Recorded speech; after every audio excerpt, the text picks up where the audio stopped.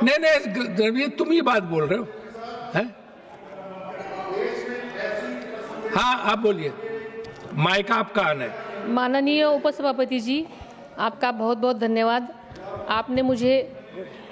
आपने मुझे बजट पे बोलने का मौका दिया। माननीय सभापति जी, मैं अपनी तथा अपनी पार्टी राष्ट्रवादी कांग्रेस की तरफ से माननीय वित्त मंत्री श्रीमती निर्मला सीतारमण जी द्वारा प्रस्तुत जनरल बजट का स्वागत तथा समर्थन करती हूं।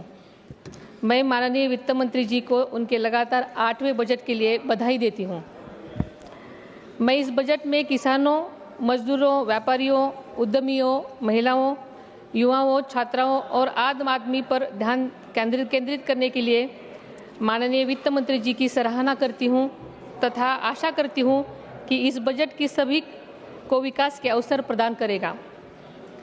माननीय सभापति जी, उपसभापति जी और राज्यसभा के सम्मानित सदस्यगण, मैं आज आपके समक्ष जिम्मेदारी और विनम्रता की गहरी भावना के साथ खड़ी हूं, क्योंकि मैं इस प्रतिष्ठित सदन में अपना पहला भाषण दे रही हूं।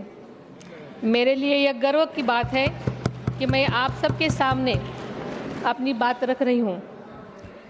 माननीय सभापति जी, देश के प्रधानमंत्री माननीय श्री नरेंद्र मोदी जी की नेतृत्व में केंद्र में एनडीए सरकार ने पूरे विश्व को एहसास दिलाया है कि भारत एक शक्तिशाली देश है।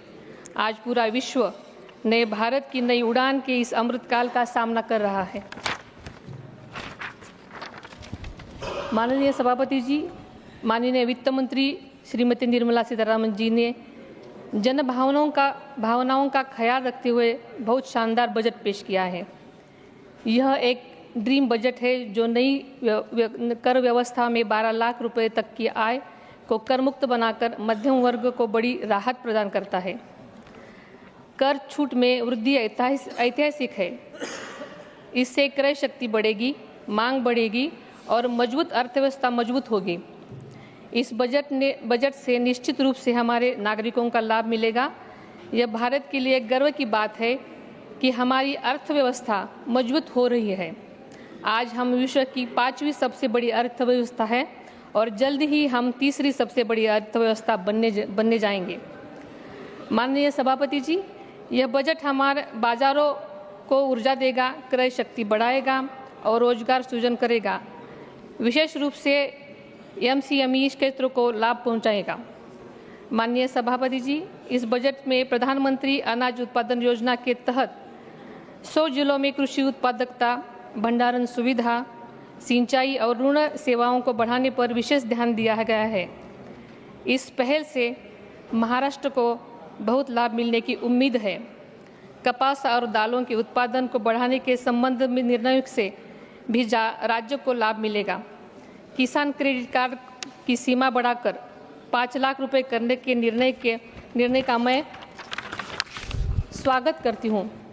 इससे निश्चित रूप से किसानों को लाभ होगा। मुझे उम्मीद है कि पुणे जिला भी इस 100 जिलों में शामिल किया जाएगा।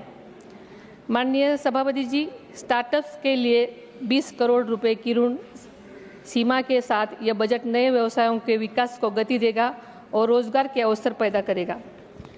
माननीय सभापति जी, बुनियादी ढांचे के मुद्दे पर मैं नई नीति रूपरेखा और बुनियादी ढांचा परियोजना के लिए 50 वर्षीय ब्याज मुक्त ऋण योजना को जारी रखने का स्वागत करती हूँ।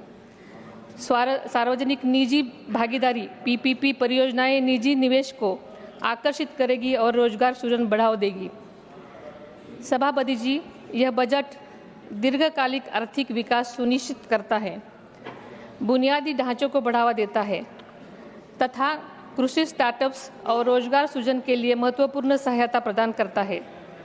यह बजट निश्चित रूप से कई क्षेत्रों में महाराष्ट्र की प्रगति को मजबूत करेगा और मुझे उम्मीद है कि माननीय श्री देवेंद्र जी फडणवीस, माननीय श्री अजित पवार और श्री माननीय एकनाथ शिंदे जी के नेतृत्व में महाराष्ट्र देश की प्रगति में अग्रणी राज्य बनेगा।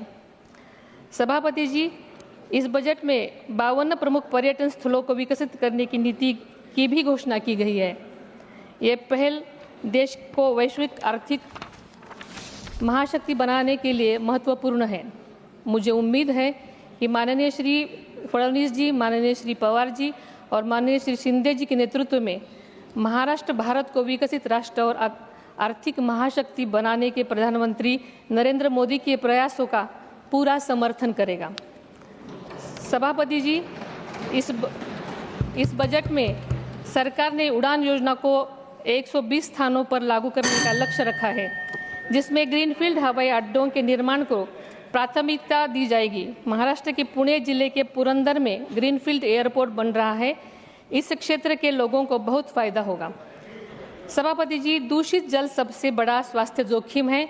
यह जीवन की गुणवत्ता और सार्वजनिक स्वास्थ्य दोनों खतरे में डालता है। पुणे में मुळा मुठा नदी प्रदूषण के लिए सबसे संवेदनशील जल निकायों में से एक है। जयकांथन योजना के तहत मुळा मुठा नदी संरक्षण के लिए 230 करोड़ रुपए का आवंटन किया गया है। मुझे आशा है कि इससे मुळा मुठा नदी को साफ करने में मदद मिलेगी। सभापति जी, पुणे में यातायात की समस्या विकराल रूप लेती जा रही है। इस समस्या से निपटने के लिए सार्वजनिक परिवहन सुधार की जरूरत है। इस बजट में पुणे मेट्रो के लिए 837 करोड़ रुपए का प्रावधान किया है। इससे मेट्रो को निर्माण की तेजी आएगी। समाप्त करिए, साथ ही इस समस्या का छुटकारा पाने के लिए इस पास का विकास जरूर होगा। सभापति जी, लिफ्ट सिंचाई योजनाओं के कृषि उत्पादकता उल्लेखनीय सुधार हो सकता है। महाराष्ट्र सरकार जल संकट वाले क्षेत्रों में सिंचाई सुविधाएं उपलब्ध कर रही है। इस बजट में महाराष्ट्र के लिए ऊर्जा संरक्षण और लिफ्ट सिंचाई परियोजनाओं के लिए 86.44 करोड़ रुपए का प्रावधान किया गया है। माननीय, मैं वित्त मंत्री से अनुरोध करना चाहती हूं कि इस राशि को बढ़ाया जाए ताकि कृषि सिंचाई में सुधार हो सके। सभापति जी, विकसित भारत के लिए निर्माण के लिए विकसित राज्यों का होना बहुत जरूरी है। धन्यवाद मैडम। महाराष्ट्र में पहले ग्रामीण क्षेत्रों में परिवहन सुविधाएं अपर्याप्त थी, लेकिन अब इसमें काफी प्रगति हुई है। महाराष्ट्र सरकार कई सड़क विकास योजनाएं चल रही है। इस बजट में महाराष्ट्र में ग्रामीण परिवहन को बेहतर बनाने में 683.51 करोड़ रुपए का प्रावधान किया है। इस राशि को बढ़ाने की जरूरत है। धन्यवाद मैम। मैं आपको माध्यम से माननीय वित्त मंत्री जी के इस राशि बढ़ाने का अनुरोध करती हूँ। सभापति जी, मुझे विश्वास है कि केंद्र सरकार में विभिन्न बुनियादी ढांचे और विकास परियोजनाओं को चरणबद्ध तरीके से पूरा करने के लिए पूर्ण समर्थन प्रदान कर। D526 select.